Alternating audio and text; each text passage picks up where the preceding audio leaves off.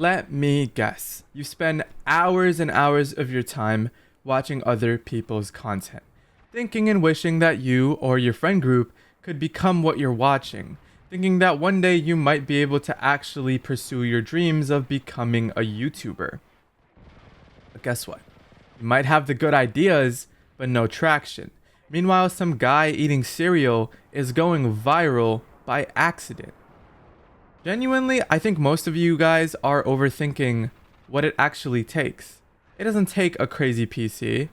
It doesn't take crazy thumbnails. You're just killing your own momentum. All it takes is you starting.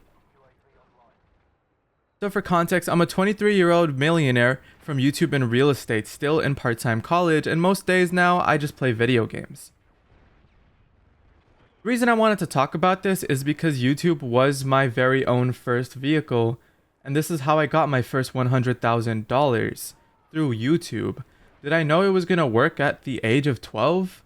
No, but I still kept at it. And I didn't get into it for the sake of money, as I see a lot of people getting into it now for. I got into it because I had a passion for it and I wanted to document the times that me and my friends played games. But even then, all I had to really do was start. And sure, it may not have been an instant result, it may not have been some couple month result, it took multiple years, but that's what it took for me. I understand the frustration that comes with doing this stuff, because you don't get the returns instantly. And it really isn't that you're a lazy person at all. It's just that you're trying too hard, I feel like, to be original or perfect. I think perfection explains it a lot more. A lot of times now I see videos online or TikToks, wherever you find it, talking about how you need a brand, a niche, a strategy, a $1,000 mic. You don't. You don't need any of this stuff before you start. But sure, you do need the bare minimum. You need a mic, you need a PC, you need a phone. But these are the minimum requirements. As long as you have that, you can do whatever it is you want. You're watching successful YouTubers, but not studying them. There is a difference.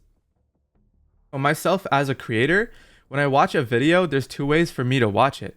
Either one, I turn my brain off and completely forget about every marketing strat that I've ever learned, or two, I study it. I study the hook. I study the transitions. I study how they do what they do and how they operate, because then I'll take something away from it as well. I am a storyteller at the end of the day, as much as I am a creator, and so every little bit I can kind of piece together what it is they're exactly doing, and that way I'm not just enjoying the video, I'm also admiring the strats that they're using and utilizing in their video. So this sort of shift of perspective I feel like really helps, especially if you're just an avid watcher. And honestly, I don't want to make this sugar-coated at all. So here's the truth. There are absolute idiots, morons even, that are getting rich off of YouTube. These guys are not smart. They're just taking action. And it's really not because they're any smarter than you. Not because they're taking like 24 hours out of their entire day, but it's because they're copying from proven formats and hitting record. That's all it is. They take what they watch, they make their own version of it, and then they get somewhere because of it. They don't really need to be that good. An example of that is what I'm doing right now. This is my first time doing this sort of commentary style video ever, and I don't know if I'm that good at it, but I'm just going to keep putting in reps until I become better and better at it and share my thoughts because I think it's fun. And that's simply the trick to it. You simply just show up, not even for the viewers, for yourself. And if you consistently show up, the algorithm favors you in a crazy way. And you might be thinking, I feel like this mindset is on a lot of creators' minds as well, is that you're late. You missed the prime time of YouTube. Your entry is no longer there. But that is farther than anything from correct. Nowadays, it kind of shifted. I don't know if you guys realize, but there are YouTubers out there with 1 million subscribers, not even pulling 10,000 views. While there's small channels with 100,000 subscribers pulling millions of views every single video. And that's because the value of a subscriber has drastically lowered in value.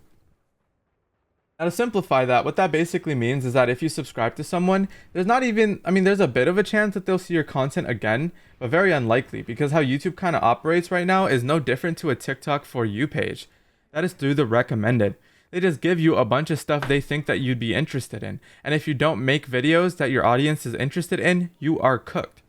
And so why I'm telling you this is because it's easier than ever for new channels to start up and get introduced to people who have never seen you before.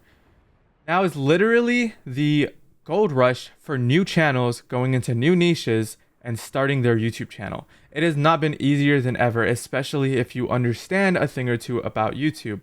But don't worry if you don't, all you need to do is tap into it.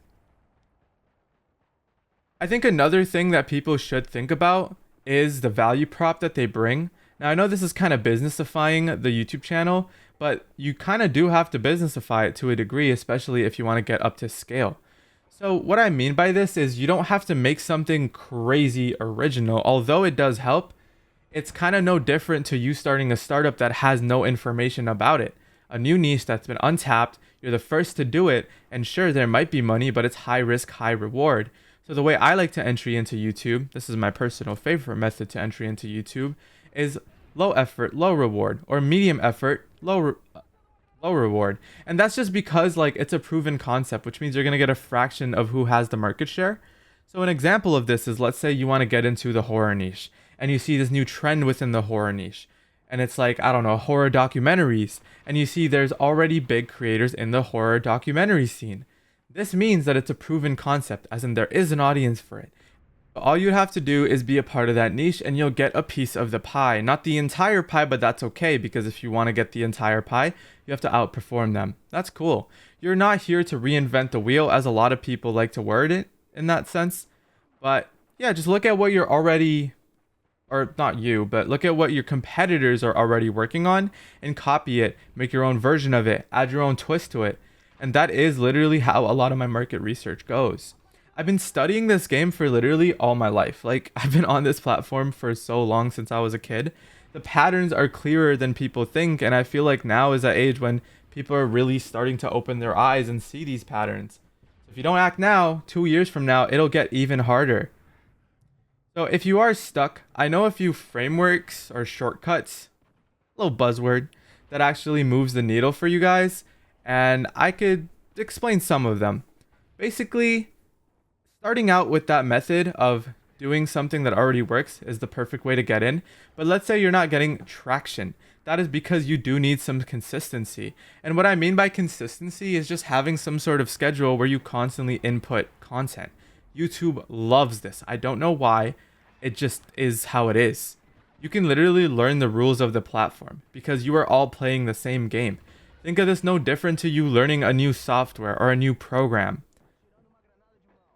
Or just keep wondering why your smart creative video gets 12 views. You have to be able to admit that the video is bad, okay? I see time and time again that a lot of people say that their video is good. And in reality, if it's getting the results that you're not proud of, it probably isn't that good. Another thing, or like a very big common problem that I see a lot of people doing, is copying the big creators. Now, I want you to really put yourself in the shoes of both yourself and the big creator. You yourself, your goal is growth. Your goal is entry into the business, into the market. Your goal is not sustainability because you haven't even reached that issue yet. But these big creators have gotten to a point, have gotten big personal brands where their goal might just be partially sustainability. It's kind of no different to wealth building, you know? Your first $0 to $1 million, you're just trying to make it up there. Once you reach $1 million, your gears might shift into sustaining that $1 million because you don't want to lose everything you worked hard for. So that's also what they're doing. Instead of catering all their content, the big channels I mean, to brand new content that'll always get new people, they cater it very heavily to their reoccurring viewers because they constantly have to feed their fan base. And so if you copy someone that's trying to sustain viewers and you sustain your 12 viewers, is that really going to work out? It's not rocket science. You just have to put one and one together. Now, my fault if it is a little bit blunt. I genuinely wish that a few years ago, when I was starting out with all this content creation stuff and really trying to take it seriously, someone was blunt to me. I don't really enjoy sugar-coated advice. I like hearing about how people go through it. And this is exactly what it was for me. I had to realize I wasn't making good content and I need to step up my game. And I didn't need to reinvent the wheel. I just had to make my own twist on it. But yeah, if you want, I can show you what I've learned and how I've used it. But first, stop trying to be perfect and start playing the game that's actually right in front of your eyes. If this helped you out, consider subscribing. I also have a Discord server where I have a few free assets for YouTubers. That is kind of something I'm working on right now, just to give out some of the stuff that I use to get basically to my first $1 million. So if you're interested in that, feel free to join. It's in the description. Hope you guys have a good one, and thanks for hearing me out.